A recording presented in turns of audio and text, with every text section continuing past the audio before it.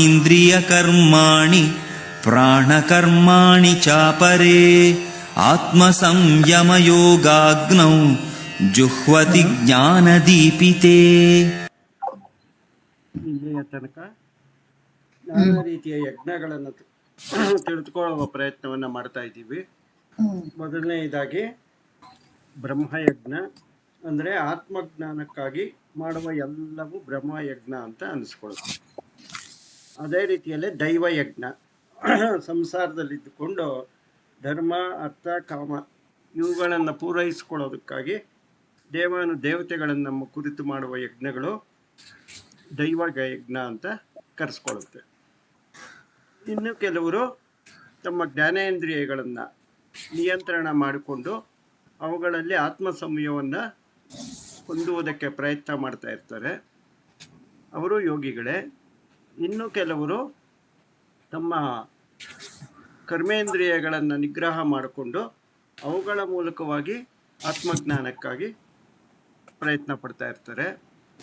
ಇನ್ನು ಕೆಲವರು ಸರ್ವಾಣಿ ಇಂದ್ರಿಯಾಣಿ ಕರ್ಮಾಣಿ ಪ್ರಾಣಕರ್ಮಾಣಿ ಚ ಅಪರೇ, ಮತ್ತು ಎಲ್ಲ ಕರ್ಮಗಳನ್ನು ಅವುಗಳಲ್ಲಿಯೇ ನೆಲೆಸುವಂತೆ ಮಾಡಿ, ಅಂದರೆ ಏನೂ ಮಾಡದೆ 100 ವರ್ಷ ತಪಸ್ಸಿನಲ್ಲಿ ಕೂತ್ಕೊಳ್ಳೋದು, ಏನನ್ನು ಮಾಡದೆ ಕೇವಲ ಧ್ಯಾನದಲ್ಲಿ ಕುಳಿತುಕೊಂಡು ಮಾಡುವ ತಪಸ್ಸನ್ನು ಮಾಡ್ತಾ ಇರ್ತಾರೆ. ಇನ್ನು ಕೆಲವರು ಆತ್ಮ ಸಂಯಮ ಯೋಗಾಗ್ನೌ ಜುಹ್ವತಿ ಜ್ಞಾನದೀಪಿತೆ, ಈ ಎಲ್ಲ ಕರ್ಮೇಂದ್ರಿಯಗಳು ಜ್ಞಾನೇಂದ್ರಿಯಗಳು ಇವುಗಳನ್ನು ಸಂಯಮ ಮಾಡಿಕೊಂಡು ಯಮ ನಿಯಮ ಸಂಯಮ ಇವುಗಳನ್ನು ಮಾಡಿಕೊಂಡು ಸಾಧನೆಗಳನ್ನು ಮಾಡ್ತಾ ಇರ್ತಾರೆ ಅಂತ ತಿಳ್ಕೊಂಡ್ವಿ. ಇದೇ ರೀತಿಯಲ್ಲಿ ಇನ್ನೂ ಅನೇಕ ಯಜ್ಞಗಳನ್ನು ಶ್ರೀಕೃಷ್ಣ ಈಗ ಹೇಳಿಕೊಂಡು ಹೋಗ್ತಾನೆ.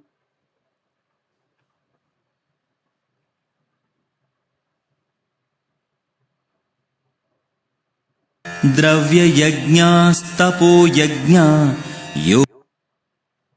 ಯೋಗಯಜ್ಞಾಸ್ತಥಾ ಪರೇ ಸ್ವಾಧ್ಯಾಯಜ್ಞಾನಯಜ್ಞಾಶ್ಚ ಯತಯಃ ಸಂಶಿತವ್ರತಾಃ. ಇನ್ನು ಕೆಲವರು ದ್ರವ್ಯ ಯಜ್ಞವನ್ನ ಮಾಡ್ತಾರೆ. ದ್ರವ್ಯಯಜ್ಞ ಅಂದರೆ ದ್ರವ್ಯ ಅಂದರೆ ದುಡ್ಡು, ಹಣ. ಇವುಗಳ ಮೂಲಕವಾಗಿ ಜ್ಞಾನ ಸಂಪಾದನೆ ಮಾಡಬೇಕು, ತಮ್ಮಲ್ಲಿರುವ ಪಾಪಗಳನ್ನು ಕಳೆದುಕೊಂಡು ಜ್ಞಾನ ಸಂಪಾದನೆ ಮಾಡಬೇಕು ಅಂತ ಏನು ಮಾಡ್ತಾರೆ, ಕೆರೆ ಬಾವಿ ಕಲ್ಯಾಣಿ ದೇವಸ್ಥಾನ ಕಟ್ಸೋದು, ಕೆರೆ ಬಾವಿಗಳನ್ನು ಕಟ್ಸೋದು, ದಾನ ಧರ್ಮಾದಿಗಳನ್ನು ಮಾಡೋದು, ಅನ್ನಛತ್ರಗಳನ್ನು ಕಟ್ಸೋದು, ಆಮೇಲೆ ವಿವಾಹ ಮಂಟಪಗಳನ್ನು ಕಟ್ಸೋದು, ಈ ರೀತಿಯಲ್ಲಿ ತಮ್ಮಲ್ಲಿರುವ ಹಣವನ್ನು ಖರ್ಚು ಮಾಡಿ ಇವುಗಳನ್ನು ಕಟ್ಟುವ ಮೂಲಕ ತಮ್ಮ ಪಾಪಗಳನ್ನು ನಾಶ ಮಾಡಿಕೊಂಡು ಜ್ಞಾನಕ್ಕಾಗಿ ಪ್ರಯತ್ನಿಸ್ತಾ ಇರ್ತಾರೆ. ಇದು ದ್ರವ್ಯಯಜ್ಞ. ಇನ್ನು ತಪೋಯಜ್ಞ, ಕಠಿಣವಾದ ತಪಸ್ಸನ್ನು ಮಾಡುವುದೇ ತಪೋಯಜ್ಞ. ತಪಸ್ಸು ಅಂದರೆ ತಪಿಸುವುದೇ ತಪಸ್ಸು. ಏನೇ ಕಷ್ಟಗಳು ಕೂಡ ಬಂದರೂ ಕೂಡ ಒಂದು ಮಾತನ್ನು ಆಡದೆ ನಿರಂತರವಾಗಿ ಸಹಿಸಿಕೊಂಡಿರೋದೇ ತಪಸ್ಸು. ಆ ರೀತಿಯಲ್ಲಿ ಕಾಡಿಗೆ ಹೋಗಿ ಕುಳಿತುಕೊಂಡು ಅಲ್ಲಿ ಚಳಿ ಇರಲಿ, ಮಳೆ ಇರಲಿ, ಗಾಳಿ ಇರಲಿ, ಪ್ರಾಣಿಗಳಿಂದ ತೊಂದರೆಗಳಿರಲಿ, ಯಾವುದೇ ಕಷ್ಟಗಳಿದ್ರೂ ಕೂಡ ಅವುಗಳನ್ನೆಲ್ಲ ಸಹಿಸಿಕೊಂಡು ತಪಿಸುವುದೇ ತಪೋಯಜ್ಞ. ಆ ತಪಸ್ಸನ್ನು ಮಾಡ್ತಾ ಇರ್ತಾರೆ. ಇನ್ನು ಕೆಲವರು ಯೋಗಯಜ್ಞ, ಇಲ್ಲಿ ಪತಂಜಲಿಯ ಯೋಗ ಸೂತ್ರಗಳಲ್ಲಿ ಹೇಳಿರುವಂತೆ ಪ್ರಾಣಾಯಾಮ, ಪ್ರತ್ಯಾಹಾರ, ಧಾರಣ, ಸಮಾಧಿ ಈ ಥರ ಯೋಗ ಮಾರ್ಗವನ್ನು ಅನುಸರಿಸಿ ಅವರು ಕೂಡ ಜ್ಞಾನಕ್ಕಾಗಿ ತಪಸ್ಸನ್ನು ಯಜ್ಞವನ್ನು ಮಾಡ್ತಾ ಇರ್ತಾರೆ. ಅದು ಯೋಗಯಜ್ಞ. ಇನ್ನು ಸ್ವಾಧ್ಯಾಯ ಯಜ್ಞ ಅಂದರೆ ವಿಧಿಯನ್ನು ಮೀರದೆ ವೇದಗಳನ್ನು ಅಭ್ಯಾಸ ಮಾಡೋದು. ಕೆಲವರು ಈ ಋಗ್ವೇದ, ಯಜುರ್ವೇದ, ಸಾಮವೇದ, ಅಥರ್ವಣ ವೇದ ಈ ಒಂದು ವೇದಗಳ ಪಾಠಗಳನ್ನ ಮಾಡ್ತಾ ಇರ್ತಾರೆ. ಅವರು ಕೂಡ ತಮ್ಮ ಪಾಪವನ್ನು ಕಳೆದುಕೊಂಡು ಜ್ಞಾನವನ್ನು ಸಂಪಾದನೆ ಮಾಡಬೇಕು ಅಂತ ಸ್ವಾಧ್ಯಾಯ ಅಂದರೆ ಒಂದು ಅಧ್ಯಯನ, ನಮಗೋಸ್ಕರ ಅಧ್ಯಯನ ಮಾಡೋದು ಸ್ವಾಧ್ಯಾಯ ಯಜ್ಞ. ಮತ್ತು ಜ್ಞಾನಯಜ್ಞಾಶ್ಚ, ಈ ಕರ್ಮಕಾಂಡಗಳಲ್ಲಿ ಏನೇನು ಕರ್ಮಗಳನ್ನು ಹೇಳಿದೆಯೋ ಆ ಶಾಸ್ತ್ರಾರ್ಥಗಳು ಏನಿದು, ಯಾತಕ್ಕೋಸ್ಕರ ಈಗ ಹೇಳಿದ್ದಾರೆ, ಏನಕ್ಕೆ ಮಾಡಬೇಕು, ಈ ರೀತಿ ತಿಳಿದುಕೊಂಡು ಜ್ಞಾನ ಸಂಪಾದನೆ ಮಾಡ್ತಾ ಇರೋರು ಜ್ಞಾನಯಜ್ಞಾಶ್ಚ. ಇವರೆಲ್ಲರೂ ಕೂಡ ಯತಿಗಳು. ಯಾರು ಯತಿಗಳು? ಯತ್ನಶೀಲಾಹ, ಯಾರು ಆತ್ಮಜ್ಞಾನಕ್ಕಾಗಿ ಪ್ರಯತ್ನ ಮಾಡ್ತಾ ಇರ್ತಾರೋ ಅವರೆಲ್ಲ ಯತಿಗಳು ಅಂತ ಕರೆಸ್ಕೋತಾರೆ. ಇವಾಗ ನಾವು ಕೂಡ ಯತಿಗಳೇ. ಯತಯಃ ಸಂಶಿತ ವ್ರತಾಹ. ಇದು ಸ್ವಲ್ಪ ಕಠಿಣವಾದ ಮಾರ್ಗ. ಇಂದ್ರಿಯಗಳು ಎಲ್ಲೆಲ್ಲಿ ಹೋಗುತ್ತೋ ಅಲ್ಲಲ್ಲಿ ಬಿಟ್ಬಿಟ್ಟು ಆನಂದವಾಗಿ ತಿರುಗಾಡ್ಕೊಂಡಿದ್ರೆ ಅದು ಸುಲಭ ಜೀವನ. ಆದರೆ ಆಧ್ಯಾತ್ಮಕ್ಕೆ ಬರಬೇಕು, ಸಾಧನೆ ಮಾಡಬೇಕು ಅಂದರೆ ಇದು ಕಠಿಣವಾದ ಸಂಶಿತ ವ್ರತ. ಈ ವ್ರತ ಸ್ವಲ್ಪ ಕಠಿಣವಾದದ್ದೇ. ಅದನ್ನು ವ್ರತದ ರೀತಿಯಲ್ಲಿ ಹಿಡಿಬೇಕು. ವ್ರತ ಅಂದ್ರೇನು? ಒಂದು ರೀತಿ ಹಠ ಹಿಡಿಯೋದು. ನಾನು ಇದನ್ನು ಮಾಡೇ ಮಾಡ್ತೀನಿ, ಯಾವ ಕಾರಣಕ್ಕೂ ಎಷ್ಟೇ ಕಷ್ಟ ಬಂದರೂ ನಾನು ಇದನ್ನು ಬಿಡಲ್ಲ ಅಂತ ಒಂದು ಸಂಕಲ್ಪ ಮಾಡ್ತೀವಲ್ಲ, ಅದೇ ವ್ರತ. ಸಂಶಿತ ವ್ರತ. ಈ ರೀತಿ ವ್ರತಗಳನ್ನು ಹಿಡಿದ ಯತಿಗಳು ಇಷ್ಟೆಲ್ಲ ಯಜ್ಞಗಳನ್ನು ಮಾಡ್ತಾ ಇರ್ತಾರೆ.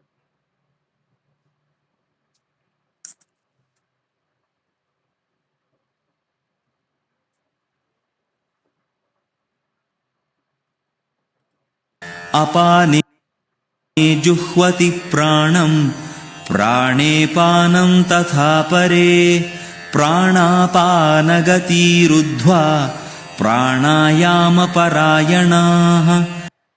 ಇನ್ನು ಕೆಲವರು ಏನು ಮಾಡ್ತಾ ಇರ್ತಾರೆ, ಅಪಾನೇ ಜುಹ್ವತಿ ಪ್ರಾಣಂ.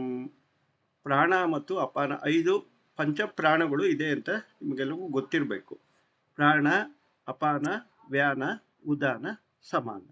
ಈ ರೀತಿಯಲ್ಲಿ ನಮ್ಮ ಶರೀರದಲ್ಲಿ 5 ಪ್ರಾಣಗಳಿವೆ. ಇದರಲ್ಲಿ ಮೊದಲನೆಯದು ಪ್ರಾಣ. ಈ ಪ್ರಾಣ ಅಂದ್ರೆ ಏನು ಅಂದರೆ, ಹೊರಗಿನ ವಸ್ತುಗಳನ್ನು ಇಂದ್ರಿಯಗಳ ಮೂಲಕ ತಿಳಿದುಕೊಳ್ಳುವ ಒಂದು ಶಕ್ತಿಗೆ ಪ್ರಾಣ ಅಂತ ಕರಿತೀವಿ. ಇನ್ನು ಅಪಾನ. ಅಪಾನ ಅಂದರೆ ನಮ್ಮ ಒಳಗಿರ್ತಕ್ಕಂಥ ಇಚ್ಛೆಗಳನ್ನು ಹೊರಗೆ ತೋರ್ಪಡಿಸ್ಕೋಬೇಕಾದ್ರೆ ಕೈಕಾಲುಗಳಿಂದ, ಮಾತಿನಿಂದ ಕೆಲಸ ಮಾಡಬೇಕಾಗುತ್ತೆ. ಈ ರೀತಿಯಲ್ಲಿ ನಮ್ಮ ಒಳಗಿರುವ ಇಚ್ಛೆಗಳನ್ನು ಈಚೆ ಕಡೆ ತೋರಿಸ್ಕೊಳ್ಳೋದಕ್ಕೆ ನಾವು ಮಾಡುವ ಕರ್ಮಗಳನ್ನು ಅಪಾನ ಅಂತ ಕರೀತಾರೆ. ಆಮೇಲೆ ವ್ಯಾನ. ವ್ಯಾನ ಅಂದರೆ ಇವಾಗ ನಮ್ಮ ಶರೀರವನ್ನು ನಾವು ಎತ್ಕೊಂಡು ಓಡಾಡಬೇಕಲ್ಲ, ಇದು ತೂಕವಾಗಿರುತ್ತಲ್ಲ. ಆಮೇಲೆ ಬೇರೆ ಬೇರೆ ಭಾರವಾದ ವಸ್ತುಗಳನ್ನು ಕೂಡ ನಾವು ಎತ್ತಬೇಕಾಗತ್ತೆ. ನಮ್ಮ ಶರೀರವನ್ನು ಎತ್ಕೊಂಡು ನಡಿಬೇಕಾಗತ್ತೆ, ಓಡಾಡಬೇಕಾಗತ್ತೆ. ಇವೆಲ್ಲ ಮಾಡುವುದು ಯಾವುದರಿಂದ ಅಂದರೆ ವ್ಯಾನ ಎನ್ನುವ ಪ್ರಾಣದಿಂದ. ಇದರ ಹೆಸರು ವ್ಯಾನ. ಸೊ ಪ್ರಾಣ, ಅಪಾನ, ವ್ಯಾನ ಮತ್ತು ಉದಾನ. ಉದಾನ ಅಂದರೆ ಈ ಒಂದು ಆತ್ಮಜ್ಞಾನದ ಪ್ರಯತ್ನದಲ್ಲಿರುವಾಗ ನಮ್ಮಲ್ಲಿರ್ತಕ್ಕಂಥ ಮನಸ್ಸನ್ನು ಇಂದ್ರಿಯಗಳಿಂದ ಬೇರ್ಪಡಿಸಿ ಆ ಭಗವಂತನ ಕಡೆಗೆ ಕರೆದುಕೊಂಡು ಹೋಗುತ್ತಲ್ಲ, ಅದಕ್ಕೆ ಉದಾನ ಅಂತ ಕರೀತಾರೆ. ಅದು ಕೆಳಗಿನಿಂದ ಮೇಲಕ್ಕೆ ಕರ್ಕೊಂಡು ಹೋಗುತ್ತೆ. ಆಮೇಲೆ ಸಮಾನ ಅಂದರೆ ನಾವು ತಿಂದಂತಹ ಅನ್ನ, ಕುಡಿದಂತಹ ನೀರು, ಇವುಗಳೆಲ್ಲ ಹೊಟ್ಟೆಯಲ್ಲಿ ಜೀರ್ಣವಾದ ಮೇಲೆ ವೈಶ್ವಾನರಾಜ್ಞಿಯು ಅವುಗಳನ್ನೆಲ್ಲ ಜೀರ್ಣ ಮಾಡಿದ ನಂತರ ಅಲ್ಲಿರುವುದನ್ನು ಈ ದೇಹ ಎಲ್ಲ ತಗೊಂಡೋಗಿ ಬಿಡುತ್ತೆ. ಅದಕ್ಕೆ ಸಮಾನ ಅಂತ ಕರೀತಾರೆ. ಆ ಪ್ರಾಣದಿಂದ ನಾವು ತಿಂದ ಆಹಾರ ಜೀರ್ಣವಾಗಿ ಶರೀರದ ಎಲ್ಲ ಮೂಲೆಗಳಿಗೂ ಹೋಗಿ ಸೇರುತ್ತೆ. ಹೀಗೆ 5 ಪ್ರಾಣಗಳು ನಮ್ಮ ಶರೀರದಲ್ಲಿ ಓಡಾಡ್ತಾ ಇರುತ್ತೆ. ಇಂಥವ್ರಿಗೆ ಪ್ರಾಣ ಹೋಯಿತು ಅಂದರೆ ಅವರು ಮಾತಾಡೋದು, ನೋಡೋದು, ಕೇಳೋದು, ತಿನ್ನೋದು ಎಲ್ಲ ನಿಲ್ಲಿಸಿದ್ರು ಅಂತ ಅರ್ಥ. ಅಲ್ಲಿಗೆ ಪ್ರಾಣ ಹೋಯಿತು ಅಂದರೆ ಈ ಶರೀರದಲ್ಲಿ ಇಲ್ಲ ಅಂತ. ಎಲ್ಲಿವರೆಗೂ ಈ ಶರೀರದಲ್ಲಿ ಪ್ರಾಣ ಇರುತ್ತೆ ಅಲ್ಲಿವರೆಗೂ ಇಷ್ಟು ಕೆಲಸಗಳು ನಡೀತಾ ಇರುತ್ತೆ. ಆ ಶಕ್ತಿ ಯಾವಾಗ ಈ ಶರೀರದಿಂದ ಆಚೆಗೆ ಹೋಗುತ್ತೆ ಆಗ ಎಲ್ಲ ಕೆಲಸಗಳು ನಿಂತೋಗುತ್ತೆ. ಈ ಇದರಲ್ಲಿ ಏನು ಮಾಡ್ತಾರೆ ಕೆಲವರು, ಅಪಾನೇ ಜುಹ್ವತಿ ಪ್ರಾಣಂ ಅಂದರೆ ಹೊರಗಿನಿಂದ ನೋಡುವಂತಹ ಕೆಲಸವನ್ನು, ಒಳಗಿನಿಂದ ಮಾಡುವಂತಹ ಕೆಲಸಗಳನ್ನು ಎರಡನ್ನೂ ಬಿಟ್ಬಿಡ್ತಾರೆ. ಅಂದರೆ ಆತ್ಮ ಸಂಯಮದಲ್ಲಿ ಏನು ಮಾಡ್ತಾರೆ, ಹೊರಗಿನ ವಸ್ತುಗಳನ್ನು ತಿಳ್ಕೊಳ್ಳೋಕ್ಕೂ ಹೋಗಲ್ಲ, ಒಳಗಡೆ ಇರ್ತಕ್ಕಂಥ ಆಸೆಗಳನ್ನು ಪೂರೈಸ್ಕೊಳ್ಳೋಕ್ಕೂ ಹೋಗಲ್ಲ, ಧ್ಯಾನದಲ್ಲಿ ಕೂತ್ಕೊಂಡ್ಬಿಡ್ತಾರೆ. ಇವರು ಕೆಲವರು ಈ ರೀತಿಯಲ್ಲಿ ಯಜ್ಞವನ್ನು ಮಾಡ್ತಾರೆ. ಇನ್ನು ಪ್ರಾಣಾಪಾನ ಗತಿರುದ್ಧ್ವಾ, ಕೆಲವರು ಎರಡನ್ನೂ ತಡೆದು ಬಿಡ್ತಾರೆ. ಕೆಲವರು ಪ್ರಾಣವನ್ನು ತಡೀತಾರೆ, ಕೆಲವರು ಅಪಾನವನ್ನು ತಡೀತಾರೆ, ಕೆಲವರು ಎರಡನ್ನೂ ತಡೆದು ತಟಸ್ಥವಾಗಿ ನಿಶಾಂತಿಯಿಂದ ಕುಳಿತುಕೋತಾರೆ. ಇವರು ಪ್ರಾಣಾಯಾಮ ಪರಾಯಣ. ಇವರು ಈ ಪ್ರಾಣಾಯಾಮದಲ್ಲೇ ನಿರತರಾಗಿರೋರು. ಇವರಿಗೆ ಇದೇ ಯಜ್ಞ, ಇದ್ರ ಮೂಲಕವಾಗಿಯೇ ಆತ್ಮಜ್ಞಾನ ಸಿಗುತ್ತೆ ಅಂತ ತಿಳ್ಕೊಂಡಿರೋರು. ಅಪರೇ ನಿಯತಾಹಾರಾಃ ಪ್ರಾಣಾನ್ ಪ್ರಾಣೇಷು ಜುಹ್ವತಿ ಸರ್ವೇಪ್ಯೇತೆ ಯಜ್ಞವಿದೋ ಯಜ್ಞಕ್ಷಪಿತ ಕಲ್ಮಷಾಃ. ಅಪರೇ ಮತ್ತೆ ಕೆಲವರು ಏನು ಮಾಡ್ತಾರೆ, ನಿಯತ ಆಹಾರಾಹ.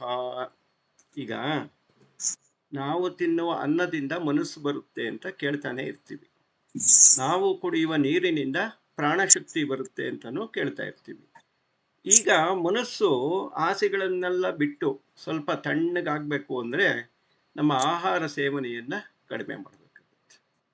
ನಾವು ಹೆಚ್ಚು ಹೆಚ್ಚು ಆಹಾರ ತಿನ್ನೋದ್ರಿಂದ ನಮ್ಮ ಮನಸ್ಸು ಅಷ್ಟು ಗಟ್ಟಿಯಾಗುತ್ತೆ ಮತ್ತು ಅಷ್ಟೇ ಆಚೆಗೆ ಓಡೋಗ್ತಾ ಇರುತ್ತೆ. ಅದನ್ನು ನಿಯಂತ್ರಿಸುವುದು ಕಷ್ಟ. ಆದ್ದರಿಂದ ಇವಾಗ ಏಕಾದಶಿ ಬಂತು, ಉಪವಾಸ ಮಾಡಬೇಕು ಅಂತಾರೆ. ಉಪವಾಸ ಅಂದರೆ ಏನರ್ಥ ಅಂದರೆ ಉಪಸಮೀಪೆ ವಾಸಃ ಇತಿ ಉಪವಾಸ. ಭಗವಂತನಲ್ಲಿ ನಮ್ಮ ಮನಸ್ಸನ್ನಿಟ್ಟು ಭಗವಂತನ ಹತ್ತಿರದಲ್ಲಿರೋದೇ ಉಪವಾಸ. ಅದಕ್ಕೆ ಅನುಕೂಲವಾಗಬೇಕು ಅಂದರೆ ಸ್ವಲ್ಪ ಊಟ ತಿಂಡಿನೆಲ್ಲ ಬಿಡಬೇಕಾಗುತ್ತೆ. ಆ ರೀತಿ ಏನೂ ತಿನ್ನದೆ ಭಗವಂತನ ಒಂದು ಇದರಲ್ಲೇ ಇರೋದ್ರಿಂದ ಅದಕ್ಕೆ ಉಪವಾಸ ಅಂತ ಕರೀತಾರೆ. ಬರೀ ತಿಂದೀರ ಇದ್ಬಿಟ್ಟು ನಾವು ಟಿ ವಿ ನೋಡ್ಕೊಂಡು ಕೂತಿದ್ರೆ ಪ್ರಯೋಜನ ಆಗಲ್ಲ. ಆದ್ದರಿಂದ ಮನಸ್ಸನ್ನು ಭಗವಂತನಿಗೆ ಕರ್ಕೊಂಡು ಹೋಗಬೇಕು. ಅದಕ್ಕೆ ನಿಯತ ಆಹಾರ ನಿಜವಾಗ್ಲೂ ಕೂಡ ಸಹಾಯ ಮಾಡುತ್ತೆ. ಆದ್ದರಿಂದ ಸಾತ್ವಿಕ ಆಹಾರಗಳನ್ನು ನಮ್ಮ ಶರೀರಕ್ಕೆ ಬೇಕೋ ಅಷ್ಟು. ಇವಾಗ 2 ಇಡ್ಲಿ ತಿಂತೀವಿ, ನಮ್ಮ ಶರೀರಕ್ಕೆ ಸಾಕದು. 3-4 ತಿಂತೀವಲ್ಲ, ಅದು ನಮ್ಮ ಬಾಯಿ ಚಪ್ಪಲಿಗೆ ತಿನ್ನೋದು. ಹೀಗೆ 2 ಭಾಗ ಮಾಡ್ಕೋಬೇಕು ನಾವು ತಿನ್ನುವ ವಸ್ತುಗಳನ್ನು. ಕೆಲವು ನಮಗೆ ಬೇಕೇ ಬೇಕು, ನಾವು ತಿನ್ನಬೇಕು. ಒಂದು ಅಲ್ಲಿಗೆ ಮುಗಿದ ಮೇಲೆ ಇನ್ನು ಎಕ್ಸ್ಟ್ರಾ ಏನೇನು ತಿಂತೀವಲ್ಲ ಅವೆಲ್ಲ ನಮ್ಮ ಬಾಯಿ ರುಚಿಗಾಗಿ ತಿನ್ನುವಂತಹದ್ದು. ಈ ನಿಯತ ಆಹಾರ ಏನು ಮಾಡ್ಕೊಂಡಿರ್ತಾರೆ ವ್ರತ, ಈ ಯಜ್ಞದಲ್ಲಿರೋರು ಶರೀರಕ್ಕೆ ಎಷ್ಟು ಬೇಕೋ ಅಷ್ಟು ಮಾತ್ರ ಸೇವಿಸ್ಕೊಂಡು ಆ ಪರಮಾತ್ಮನ ಸನ್ನಿಧಿಯಲ್ಲಿ ಇರೋದಕ್ಕೆ ಪ್ರಯತ್ನ ಮಾಡ್ತಾ ಇರ್ತಾರೆ. ಇನ್ನು ಕೆಲವರು ಪ್ರಾಣೇಶು ಜುಹ್ವತಿ ಅಂದರೆ ಹೊರಗಡೆಯಿಂದ ಬರ್ತಾ ಇದೆಯಲ್ಲ ನಮಗೆ ಇಂದ್ರಿಯ ವಿಷಯಗಳು, ಅವುಗಳನ್ನು ಇಂದ್ರಿಯ ವಿಷಯಗಳಲ್ಲೇ ಹೋಮ ಮಾಡಿಬಿಡ್ತಾರೆ. ನಿನ್ನೆ ನಾವು ಮಾತಾಡ್ತಾ ಇದ್ದಾಗೆ ಅದೇ ವಿಷಯನೇ ಇದು. ಎಲ್ಲೆಲ್ಲಿಂದ ಬರುತ್ತೋ ಅಲ್ಲಲ್ಲಿಗೆ ತಗೊಂಡೋಗಿ ಬಿಟ್ಬಿಡ್ತಾರೆ. ಅದನ್ನು ನಾವು ತಗೊಳ್ಕೊಳ್ಳೋದಕ್ಕೆ ಹೋಗೋದಿಲ್ಲ. ಅಂದರೆ ಇದು ಆತ್ಮ ಸಂಯಮ ಅಂತ ಅಷ್ಟೆ. ಸರ್ವೇ ಅಪಿ ಏತೆ, ಇವರೆಲ್ಲರೂ ಇದಾರಲ್ಲ, ಇಷ್ಟೊಂದು ಜನ ಯತಿಗಳು, ಇವರೆಲ್ಲರೂ ಕೂಡ ಯಜ್ಞದ ತತ್ವವನ್ನು ತಿಳಿದವರು. ಅಂದರೆ ನಾನು ಯಾವ ಕೆಲಸಕ್ಕಾಗಿ ಇಷ್ಟೆಲ್ಲ ಕಷ್ಟಪಡ್ತಾ ಇದ್ದೀನಿ ಅಂತ ತಿಳ್ಕೊಂಡಿರೋರು. ಯಜ್ಞ ಕ್ಷಪಿತ ಕಲ್ಮಷಾಹ, ಈ ಯಜ್ಞಗಳನ್ನು ಮಾಡುವುದರಿಂದ ಏನಾಗುತ್ತೆ, ನಮ್ಮ ಪಾಪಗಳನ್ನು ಕಳ್ಕೊತೀವಿ. ನಾವು ಪಾಪಗಳು ಅಂದರೆ ಏನು, ಆಸೆಗಳನ್ನು ಕಳ್ಕೊತಾ ಬರ್ತೀವಿ. ಇದೇ ಇದರ ಫಲ. ಸೊ ಯಜ್ಞದಿಂದ ಬರುವ ಫಲ ಯಾವುದು, ನಮ್ಮ ಆಸೆಗಳು ಕಡಿಮೆ ಆಗ್ತಾ ಬರುತ್ತೆ. ಅದರಿಂದ ಏನು ಲಾಭ, ಕಾಮಂ ಯೇಷ ಕ್ರೋಧಂ ಯೇವಶ ರಜೋಗುಣ ಸಮುದ್ಭವಾನ್, ಪುನರ್ಜನ್ಮಕ್ಕೆ ಕಾರಣವೇ ಕಾಮನೆಗಳು ಮತ್ತು ಕಾಮನೆಗಳಿಂದ ಹುಟ್ಟುವ ಕ್ರೋಧ, ಇವುಗಳನ್ನು ತಡೆದಂತೆ ಆಗತ್ತೆ. ಯಜ್ಞಶಿಷ್ಟಾಮೃತ ಭುಜೋ ಯಾಂತಿ ಬ್ರಹ್ಮ ಸನಾತನಂ, ನಾಯಂ ಲೋಕೋಸ್ತ್ಯ ಯಜ್ಞಸ್ಯ ಕುತೋನ್ಯಃ ಕುರು ಸತ್ತಮ. ಯಜ್ಞಶಿಷ್ಟ ಅಮೃತ ಭುಜೋ, ಈಗ ಯಜ್ಞವನ್ನೆಲ್ಲ ಮಾಡಿದ ಮೇಲೆ ಕೊನೆಗೆ ಏನು ಉಳಿಯುತ್ತೋ ಅದನ್ನು ಊಟ ಮಾಡುವವನು ಬ್ರಹ್ಮ ಸನಾತನಂ ಯಾಂತಿ, ಚಿರಂತನವಾದ ಬ್ರಹ್ಮವನ್ನು ಸೇರುತ್ತಾನೆ ಅಂತ ಹೇಳಿದೆ. ಹಾಗಾದರೆ ಇವಾಗ ಇಷ್ಟೊಂದು ಯಜ್ಞಗಳಿದೆ, ದೈವ ಯಜ್ಞ ಇದೆ, ಬ್ರಹ್ಮ ಯಜ್ಞ ಇದೆ, ಆತ್ಮ ಸಂಯಮ ಯಜ್ಞ ಇದೆ, ದ್ರವ್ಯ ಯಜ್ಞ ಇದೆ, ಎಲ್ಲ ಮಾಡ್ತೀವಲ್ಲ, ಇದರಿಂದ ಏನು ಉಳಿಯುತ್ತೆ ಅಂತ ಪ್ರಶ್ನೆ ಬರುತ್ತೆ. ಈಗ ಮನುಷ್ಯ ಹುಟ್ಟುವುದೇ ಪ್ರಾರಬ್ಧ ಕರ್ಮಗಳಿಂದ. ಪ್ರಾರಬ್ಧ ಕರ್ಮಗಳು ಅಂದರೆ ನಾವು ಹಿಂದಿನ ಜನ್ಮದಲ್ಲಿ ಏನೇನು ಮಾಡಿರ್ತೀವೋ, ಕಣ್ಣುಗಳಿಂದ ಏನು ನೋಡಿರ್ತೀವೋ ಅದೇ ವಾಸನೆಗಳ ರೂಪದಲ್ಲಿ ಈ ಜನ್ಮದಲ್ಲಿ ಮುಂದುವರಿಯುತ್ತೆ. ಕಿವಿಗಳಿಂದ ಏನನ್ನು ಕೇಳಿರ್ತೀವೋ ಅದೇ ವಾಸನೆಗಳ ರೂಪದಲ್ಲಿ ಈ ಜನ್ಮದಲ್ಲೂ ಮುಂದುವರಿಯುತ್ತೆ. ಮೂಗಿನಿಂದ ಯಾವ ಸುವಾಸನೆಗಳನ್ನು ದುರ್ವಾಸನೆಯನ್ನು ನೋಡಿರ್ತೀವೋ ಅದೇ ಈ ಜನ್ಮದಲ್ಲಿ ಪ್ರಾರಬ್ಧ ಕರ್ಮವಾಗಿ ಮುಂದುವರಿಯುತ್ತೆ. ಹೀಗೆ 5 ಇಂದ್ರಿಯಗಳಿಂದಲೂ ಕೂಡ ಮತ್ತು ಕೈಕಾಲುಗಳಿಂದಲೂ ಕೂಡ, ಕೈಗಳಿಂದ ಏನು ಕೆಲಸ ಮಾಡಿದ್ವಿ, ಕಾಲುಗಳಿಂದ ಏನು ಕೆಲಸ ಮಾಡಿದ್ವಿ, ಹಿಂದಿನ ಜನ್ಮದಲ್ಲಿ ಯಾವ ರೀತಿ ಮಾತಾಡಿದ್ವಿ, ಆ ಎಲ್ಲ ನೆನಪುಗಳು, ವಾಸನೆಗಳು ಕೂಡ ಈ ಜನ್ಮದಲ್ಲಿ ಮುಂದುವರಿಯುತ್ತೆ. ಇದನ್ನು ಪ್ರಾರಬ್ಧ ಕರ್ಮ ಅಂತ ಕರೀತಾರೆ. ಪ್ರಾರಬ್ಧಂ ಬಲವತ್ತರಂ ಖಲುಂ ತಸ್ಯ ಭೋಗೇನ ಕ್ಷಯ. ಈ ಪ್ರಾರಬ್ಧ ಕರ್ಮಗಳಿದೆಯಲ್ಲ, ನಮಗೆ ಹುಟ್ಟಿನ ಜೊತೆಗೆ ಬರುವಂಥದ್ದು, ಅತ್ಯಂತ ಬಲಶಾಲಿಯಾದದ್ದು. ಇದನ್ನು ನಾಶಪಡಿಸುವುದಕ್ಕೆ ಯಾವ ಯಜ್ಞದಿಂದಲೂ ಸಾಧ್ಯವಿಲ್ಲ. ತಸ್ಯ ಭೋಗೇನ ಕ್ಷಯ, ಇವನ್ನು ಭೋಗಿಸುವುದರಿಂದ ಮಾತ್ರ ನಾಶ ಮಾಡಬೇಕು. ಇವಾಗ ಬಾಳೆಹಣ್ಣು ತಿನ್ನಬೇಕು ಅಂತ ಆಸೆ ಆದರೆ ಒಂದು ಬಾಳೆಹಣ್ಣು ತಿಂದ್ಬಿಡ್ಬೇಕು, ಅಲ್ಲೇ ನಾಶ ಆಗೋದು. ಅದು ಇಲ್ಲದೇ ಇದ್ದರೆ 20 ವರ್ಷ ಆದರೂ ನಮ್ಮ ತಲೆಯಲ್ಲಿ ಕೊರಿತಾನೆ ಇರುತ್ತೆ, ಅಯ್ಯೋ ಅವತ್ತು ತಿನ್ನಲೇ ಇಲ್ಲ, ಎಲ್ಲೋ ಒಂದು ಕಡೆ ತಿನ್ನಲೇಬೇಕಾಗುತ್ತೆ. ಆ ರೀತಿಯಲ್ಲಿ ಅದು ಇರುತ್ತೆ. ಈಗ ಅದ್ರ ಜೊತೆಗೆ ಇವಾಗ ಪ್ರಾರಬ್ಧ ಕರ್ಮದಿಂದ ನಾವು ಹುಟ್ಟುತ್ತೀವಿ. ಇಲ್ಲಿ ಹುಟ್ಟಿದ ಮೇಲೆ ಹಳೆಯದನ್ನು ಮಾಡ್ಕೊಂಡು ಹೊಸ ಕರ್ಮಗಳನ್ನು ಮಾಡ್ಕೋತೀವಿ. ಅದು ಸಂಚಿತ ಕರ್ಮಗಳು. ಈಗ ಒಂದು ಸಿಹಿ ತಿಂಡಿ ಒಬ್ಬಟ್ಟು ತಿನ್ನೋದು ನಮಗೆ ಪ್ರಾರಬ್ಧ ಕರ್ಮ. ಹೋದ ಜನ್ಮದಲ್ಲಿ ಚೆನ್ನಾಗಿ ತಿಂತಾ ಇದ್ದೆ, ಈ ಜನ್ಮದಲ್ಲಿ ಎಲ್ಲರೂ ಒಂದು ಒಬ್ಬಟ್ಟು ಇಟ್ಟಿದ್ರೆ ಹೋಗಿ ಎತ್ಕೊಂಡು ತಿನ್ಬಿಡೋದು, ನಮಗೆ ಗೊತ್ತಿರಲ್ಲ, ಆ ರೀತಿ ತಿಂತೀವಿ ಅಂತ ಇಟ್ಕೊಳ್ಳೋಣ. ಇದು ಪ್ರಾರಬ್ಧ ಕರ್ಮ. ಅಷ್ಟು ತಿನ್ಬಿಟ್ಟು ಬಿಟ್ಬಿಟ್ರೆ ಓಕೆ, ಅದೇನೋ ಪ್ರಾಬ್ಲಮ್ ಇಲ್ಲ. ಆದರೆ ಇನ್ನೊಂದು ತಿಂತೀವಲ್ಲ, ಅದು ಸಂಚಿತ ಕರ್ಮ. ಹೊಸದಾಗಿ ಈ ಜನ್ಮಕ್ಕೆ ಸೇರಿಸ್ಕೊಂಡ್ವಿ ಇನ್ನೊಂದನ್ನು. ಹೀಗೆ ಆಸೆಗಳಿಂದ ಆಸೆಗಳು ಬೆಳೆಯುತ್ತೆ ಹೊರತು ಆಸೆಗಳಿಂದ ಆಸೆಗಳು ನಾಶವಾಗೋದಿಲ್ಲ. ಇದನ್ನೇ ಯಯಾತಿ ಹೇಳಿದ್ದು ನಮಗೆ. ಈ ರೀತಿ ಇರೋದ್ರಿಂದ ಏನಾಗುತ್ತೆ, ಪ್ರಾರಬ್ಧ ಕರ್ಮ ಅಂತ ಭೂಲೋಕಕ್ಕೆ ಬರ್ತೀವಿ. ಆ ಆಸೆಗಳನ್ನು ಪೂರೈಸ್ಕೊಳ್ತಾ ಹೊಸ ಆಸೆಗಳನ್ನು ಅದ್ರ ಜೊತೆಗೆ ಸೇರಿಸ್ಕೊಂಡು ಹೋಗ್ತಾ ಇರ್ತೀವಿ. ಇದು ಸಂಚಿತ ಕರ್ಮ. ನಾವು ಕೊನೆಗೆ ಈ ಲೋಕವನ್ನು, ಈ ದೇಹವನ್ನು ಬಿಟ್ಟು ಹೊರಡೋ ಸಮಯದಲ್ಲಿ ಇದೇ ಕರ್ಮಗಳೇ ಆಗಾಮಿ ಕರ್ಮಗಳಾಗುತ್ತೆ. ಅವನ್ನೆಲ್ಲ ಹೊತ್ಕೊಂಡು ನಾವು ಹೊರಡ್ತೀವಿ. ಇವಾಗ ಈ ಮನುಷ್ಯ ಲೋಕವನ್ನು ಬಿಟ್ಟು ಹೊರಡುವಾಗ ಆಸ್ತಿ ಪಾಸ್ತಿ ಯಾವುದೂ ಏನೂ ತೊಗೊಂಡೋಗಿದ್ದು ಯಾರೂ ಏನೂ ನೋಡಿಲ್ಲ. ಅವನು ತೊಗೊಂಡು ಹೋಗೋದು ಒಂದೇ, ಆಗಾಮಿ ಕರ್ಮಗಳು. ನಾವೇನೀ ಕರ್ಮಗಳನ್ನ ಮಾಡಿರ್ತೀವಿ, ಯಾವ್ಯಾವ ಆಸೆಗಳನ್ನ ಇಟ್ಕೊಂಡಿರ್ತೀವಿ, ಅವನ್ನ ಹೊತ್ಕೊಂಡು ಹೋಗಿ ತಿರ್ಗಾ ಅದನ್ನು ಪೂರೈಸ್ಕೊಳ್ಳೋದಕ್ಕೆ ಹುಟ್ಟೋದು. ಇದು ಪುನರ್ಜನ್ಮದ ಚಕ್ರ. ಇದು ಈ ಯಜ್ಞಶಿಷ್ಟ ಮೃತಭುಜೋ ಅಂದರೆ, ಈ ಯಜ್ಞಗಳನ್ನು ಮಾಡಿದ್ಮೇಲೆ ಏನಾಗ್ತಾ ಇರುತ್ತೆ ಅಂದರೆ, ನಾವು ಮಾಡ್ತಾ ಇದ್ದೀವಲ್ಲ, ಇದನ್ನ ಶ್ರದ್ಧೆಯಿಂದ ಮಾಡಿದ್ರೆ ಸಂಚಿತ ಕರ್ಮಗಳು ನಾಶ ಆಗೋಗುತ್ತೆ. ಅಂದರೆ ಈ ಜನ್ಮದಲ್ಲಿ ಏನೇನು ಹೊಸದಾಗಿ ಮಾಡ್ಕೊಂಡಿದ್ದೀವಲ್ಲ, ಅದಿನ್ನ ಫಲ ಕೊಡ್ತಾ ಇಲ್ಲ, ಕೂಡಿಟ್ಕೋತಾ ಇದ್ದೀವಿ ಅಷ್ಟೇ. ಸಂಚಿತ ಅಂದರೆ ಕೂಡಿಟ್ಕೊಳ್ಳೋದು. ಆ ಕೂಡಿಟ್ಕೊಂಡಿರುವಂತಹ ಸಂಚಿತ ಕರ್ಮಗಳೆಲ್ಲ ಯಜ್ಞದಿಂದ ನಾಶ ಆಗ್ಬಿಡುತ್ತೆ. ಅವು ನಾಶ ಆದಮೇಲೆ ಆಗಾಮಿ ಕರ್ಮಗಳು ನಾಶ ಆಗೋಗುತ್ತೆ. ಅದ್ರ ಈ ಜನ್ಮದಲ್ಲೇ ಇವಾಗ ನಾವು ಯಜ್ಞ ತಪಸ್ಸು ಇವುಗಳಲ್ಲಿ ಯಾವುದಾದ್ರೂ ಒಂದು, ಶ್ರೀಕೃಷ್ಣ ಯಾವ್ಯಾವ್ದು ಎಷ್ಟು ಹೇಳಿದಾನೋ ನಮ್ಮ ಶಕ್ತಿಗೆ ನಮ್ಮ ಬುದ್ಧಿಗೆ ಯಾವ್ದು ಸರಿ ಅನಿಸುತ್ತೋ ಅದ್ರ ಪ್ರಕಾರ ಮಾಡ್ಕೊಂಡು ಬಂದಾಗ ನಮ್ಮಲ್ಲಿ ಸಂಚಿತ ಕರ್ಮಗಳು, ಇವಾಗ ನನಗೆ 60 ವರ್ಷದಲ್ಲಿ ನಾನು ಏನೇನು ಬೇಕೋ ಹುಟ್ಟಿದಾಗಿಂದ ಇಲ್ಲಿವರೆಗೂ ಮಾಡಿದ್ದೀನಿ, ಇಲ್ಲಿವರೆಗೂ ಮಾಡಿರೋ ಎಲ್ಲ ಕರ್ಮಗಳು ಯಜ್ಞದಿಂದ ನಾಶ ಆಗೋಗುತ್ತೆ. ಆಗಾಮಿ ಕರ್ಮಗಳು ನಾಶ ಆಗೋಗುತ್ತೆ. ಉಳ್ಕೊಳ್ಳೋದು ಯಾವುದು, ಪ್ರಾರಬ್ಧ ಕರ್ಮ ಮಾತ್ರ. ಅದೊಂದನ್ನು ಅನುಭವಿಸ್ಕೊಂಡು ಕಾಲ ಹಾಕ್ಕೊಂಡು ಆಯುಸ್ ಮುಗಿಸ್ಬಿಟ್ರೆ ಅವನು ಬ್ರಹ್ಮವನ್ನು ಸೇರಿದಾಗೆ. ಅದು ಯಜ್ಞಶಿಷ್ಟ ಅಶಿನ. ಕೊನೆಗೆ ಉಳಿಯೋದು ಯಾವುದು, ಪ್ರಾರಬ್ಧ ಕರ್ಮವನ್ನು ಮಾತ್ರ ಉಳಿಸ್ಕೋಬೇಕು. ಸಂಚಿತ ಕರ್ಮ ಮತ್ತು ಆಗಾಮಿ ಕರ್ಮಗಳನ್ನು ನಾಶ ಮಾಡ್ಕೊಂಡ್ಬಿಡ್ಬೇಕು. ಅವನಿಗೇನಾಗುತ್ತೆ, ಯಾಂತಿ ಬ್ರಹ್ಮ ಸನಾತನಂ, ಅವನು ಸನಾತನವಾದ ಚಿರಂತನವಾದ ಬ್ರಹ್ಮವನ್ನು ಸೇರ್ತಾನೆ. ನ ಅಯಂ ಲೋಕ ಅಸ್ತಿ ಅಯಜ್ಞಸ್ಯ, ಈ ಯಜ್ಞಗಳನ್ನು ಯಾರು ಮಾಡುವುದಿಲ್ಲವೋ ಅವರಿಗೆ ಈ ಲೋಕದಲ್ಲಿಯೇ ಸುಖ ಇಲ್ಲ. ಯಾಕೆಂದರೆ ಆಸೆಗಳಿಂದ ದುಃಖಗಳೇ ಹೊರತು ಆಸೆಗಳಿಂದ ಸುಖ ಇದೆ ಎನ್ನುವುದು ಎಲ್ಲೂ ಕೂಡ ಪ್ರೂವ್ ಆಗಿಲ್ಲ ಇದುವರೆಗೂ. ನಾ ಅಯಂ ಲೋಕ ಅಸ್ತಿ ಅಯಜ್ಞಸ್ಯ, ಯಜ್ಞವನ್ನು ಮಾಡದೇ ಇರೋನಿಗೆ ಈ ಲೋಕದಲ್ಲೇ ಸುಖ ಇಲ್ಲ. ಕುತಃ ಅನ್ಯಃ, ಇನ್ನು ಪರಲೋಕದ ಆತ್ಮಸುಖ ಎಲ್ಲಿಂದ ಬರುತ್ತೆ? ಪುರುಷೋತ್ತಮ ಅರ್ಜುನ, ಆದ್ದರಿಂದ ಯಜ್ಞಗಳನ್ನು ಮಾಡು, ಯಜ್ಞದ ಮೂಲಕವಾಗಿ ಪಾಪಗಳನ್ನು ಕಳೆದುಕೋ. ಕೊನೆಗೆ ಉಳಿಯೋದು ಯಾವುದು, ಪ್ರಾರಬ್ಧ ಕರ್ಮ ಮಾತ್ರ. ಆ ಪ್ರಾರಬ್ಧ ಕರ್ಮವನ್ನು ಅನುಭವಿಸುತ್ತಾ ಈ ಆಯಸ್ಸನ್ನು ಕಳ್ಕೊಂಡವನು ಯಾಂತಿ ಬ್ರಹ್ಮ ಸನಾತನಂ, ಸನಾತನವಾದ ಪರಬ್ರಹ್ಮವನ್ನು ಸೇರುತ್ತಾನೆ, ಮೋಕ್ಷವನ್ನು ಪಡಿತಾನೆ. ಏವಂ ಬಹುವಿಧಾ ಯಜ್ಞಾ ವಿತತಾ ಬ್ರಹ್ಮಣೋ ಮುಖೇ ಕರ್ಮಜಾನ್ ವಿದ್ಧಿತಾನ್ ಸರ್ವಾನ್ ಏವಂ ಜ್ಞಾತ್ವಾ ವಿಮೋಕ್ಷ್ಯಸೇ.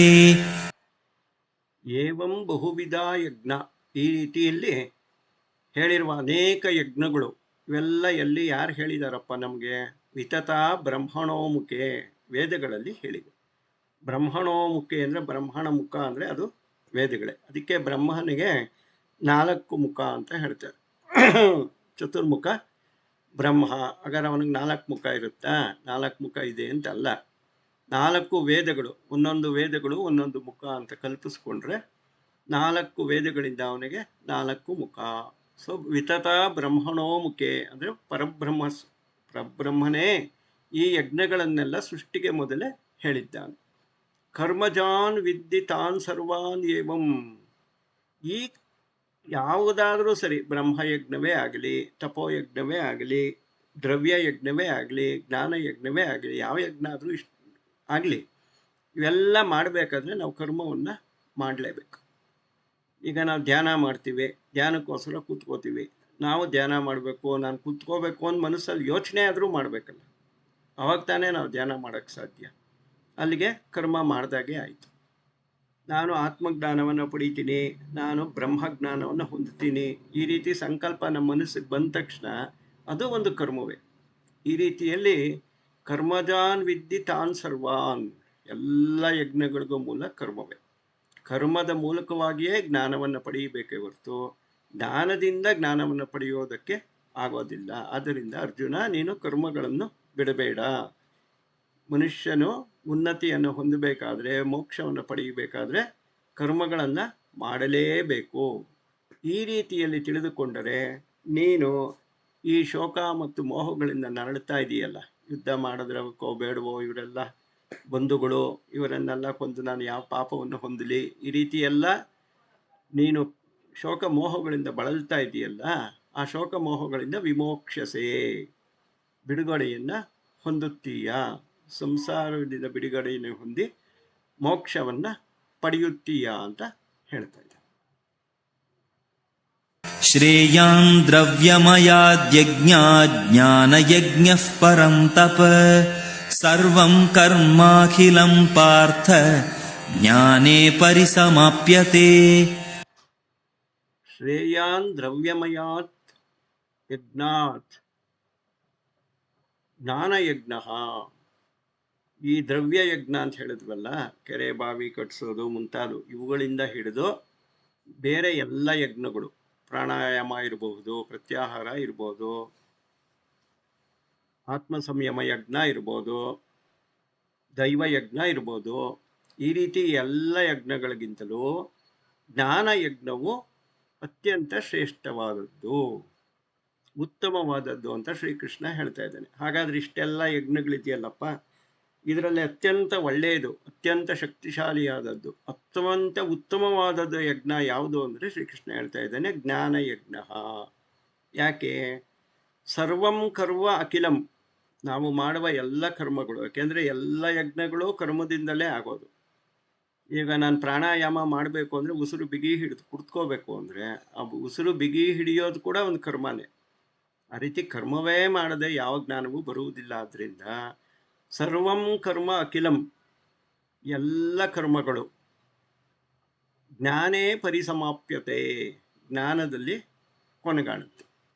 ಈಗ ಎಲ್ಲೆಲ್ಲೋ ಹುಟ್ಟಿರೋ ನದಿಗಳು ಹರ್ಕೊಂಡು ಬಂದು ಕೊನೆಗೆ ಸಮುದ್ರವನ್ನು ಸೇರಿದ ಮೇಲೆ ಇದು ಕಾವೇರಿ, ಇದು ಗಂಗೆ, ಇದು ಯಮುನೆ ಅಂತ ನೀವು ಹೇಗೆ ಬೇರೆ ಬೇರೆಯಾಗಿ ನೋಡೋದಕ್ಕೆ ಸಾಧ್ಯವಿಲ್ಲವೋ, ಎಲ್ಲವೂ ಸೇರಿ ಒಂದೇ ಆಗೋಗುತ್ತೋ, ಹಾಗೆ ಎಲ್ಲ ಕರ್ಮಗಳು ಜ್ಞಾನವನ್ನು ಬಂದು ಸೇರಿದ ಮೇಲೆ ಅಲ್ಲಿ ಕೊನೆ ಆಗೋಗುತ್ತೆ. ಆಮೇಲೆ ಇದು ಆ ಕರ್ಮ, ಇದು ಈ ಕರ್ಮ, ಇದು ಅದು ಅಂತ ಗುರುತಿಸೋದಕ್ಕೆ ಸಾಧ್ಯವಿಲ್ಲ. ಸಮುದ್ರದ ರೀತಿಯಲ್ಲಿ ಎಲ್ಲವೂ ಒಂದೇ ಆಗೋಗುತ್ತೆ ಅಂತ ಹೇಳ್ತಾ ಇದ್ದೇನೆ. ಆದ್ದರಿಂದ ಎಲ್ಲ ಯಜ್ಞಗಳಿಗಿಂತ ಉತ್ತಮವಾದದ್ದು ಜ್ಞಾನ ಯಜ್ಞ, ಮತ್ತು ಎಲ್ಲ ಯಜ್ಞಗಳ ಉದ್ದೇಶವೂ ಜ್ಞಾನವನ್ನು ಪಡೆಯುವುದೇ ಆಗಿದೆ.